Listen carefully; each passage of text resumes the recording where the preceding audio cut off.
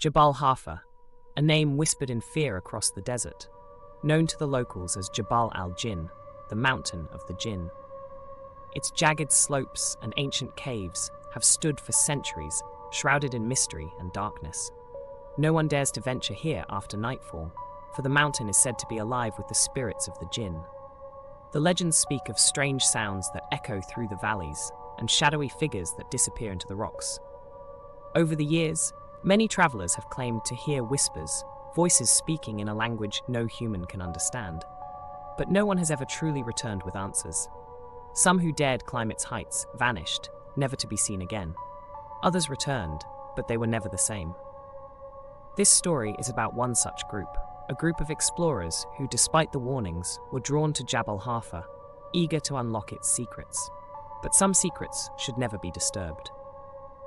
As the explorers climbed Jabal Harfa, the air grew colder, heavier, as if the very mountain was watching them.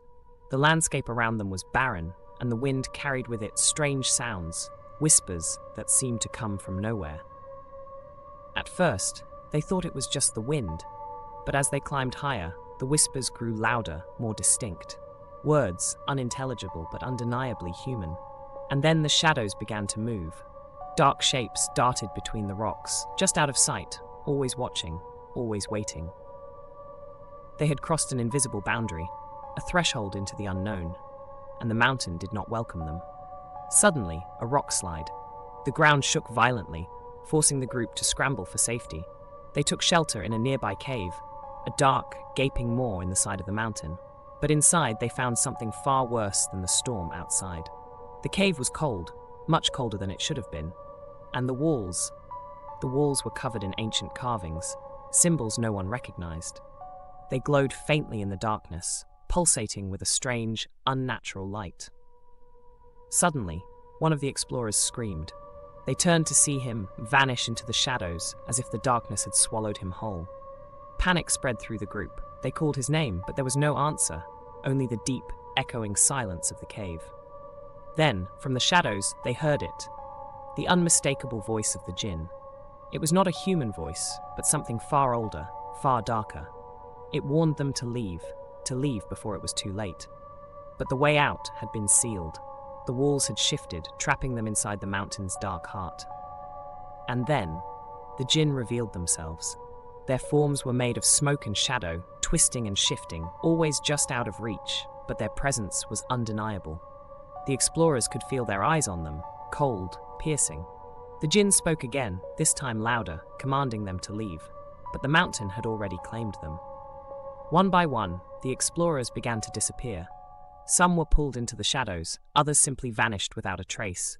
Their screams echoed off the stone walls, but soon, even those were lost in the wind, until only one remained. The last explorer stood trembling, knowing his fate was sealed. The Jinn's voice echoed in his mind. You were warned, but you did not listen.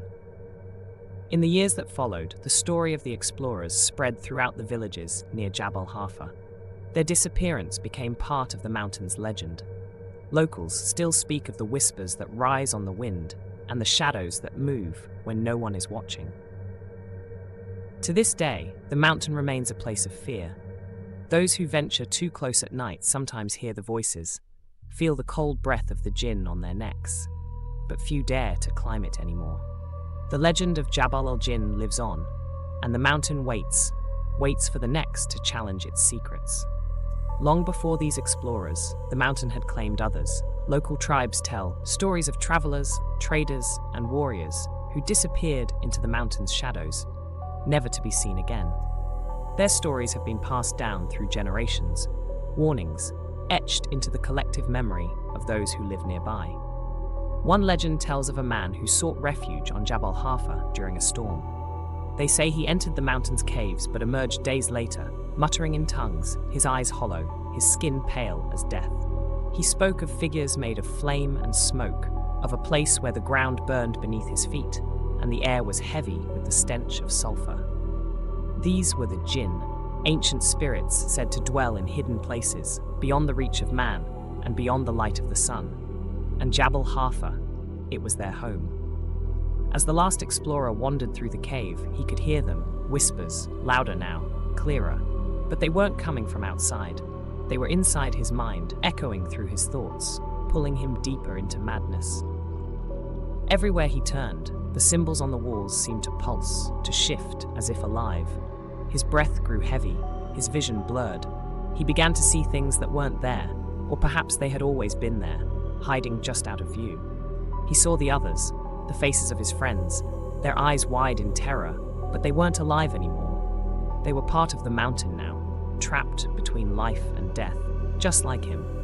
He tried to run, but the shadows moved with him, twisting around him like a suffocating fog. There was no escape. The Jinn had claimed him, body and soul. And then, in the final moments, he understood. The Jinn were not merely spirits of chaos and mischief, as the old stories had said. They were something much worse, guardians of a dark secret buried deep within the mountain, a power that had been sleeping for centuries, waiting to be awakened. The explorers had come too close, disturbed what should have remained hidden, and for that, they paid the ultimate price. Jabal Harfa was not just a place of legend, it was a prison, holding something ancient and evil, and the Jinn were its wardens. Days later, when search parties arrived at the base of the mountain, they found no trace of the explorers.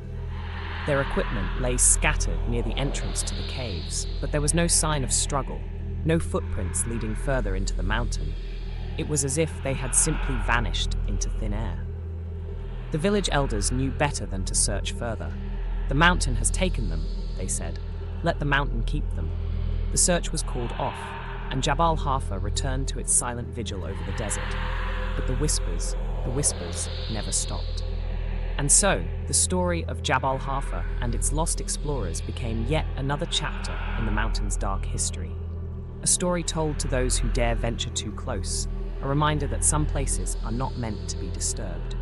Even now, travelers and wanderers who pass by at night claim they hear voices in the wind, whispers calling out from the darkness, beckoning them to climb. They say, if you listen closely, you can hear the faint cries of those who were taken, those who never returned. Perhaps you will hear them too. But if you do, remember this. No matter how strong the call, do not answer it. For Jabal Harfa does not forgive, and once you enter its domain, the Jinn will be waiting. They always are. The Mountain of the Jinn remains, standing against time, a monument to the forgotten souls lost within. It calls to those who dare challenge its secrets, but heed this final warning. It is a call that should never be answered.